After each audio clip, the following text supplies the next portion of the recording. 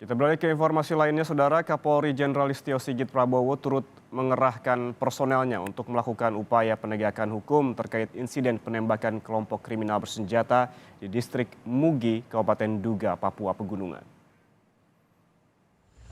Kapolri menjelaskan Panglima TNI Laksamana Yudo Margono berangkat langsung ke Papua dan mengerahkan pasukannya untuk terjun ke Papua. Polri dan TNI sama-sama melakukan langkah penegakan hukum atas penembakan di Papua. Penembakan oleh KKB dilakukan terhadap prajurit TNI yang bertugas melakukan upaya pencarian pilot Susi Air di wilayah Mugi, Mam pada Sabtu lalu. Satu prajurit gugur dalam peristiwa ini.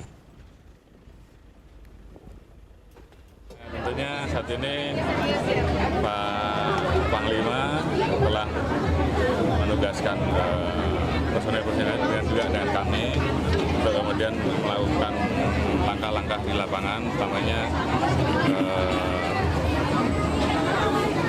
segera melakukan langkah-langkah penegakan hukum terkait dengan adanya penembakan-penembakan yang terjadi, dan juga tentunya menjaga juga masyarakat yang ada di sekitar untuk tidak terdampak, dan saat ini upaya-upaya tersebut sedang dilakukan. Sementara itu, anggota Komisi 1 DPR fraksi Partai Golkar, Dev Laksono, menegaskan kelompok kriminal bersenjata atau KKB harus ditindak tegas. Dev juga mendorong agar pihak-pihak yang membantu KKB selama ini turut diburu. Dev menjelaskan KKB tidak pernah peduli dengan hak asasi manusia yang mereka langgar selama ini.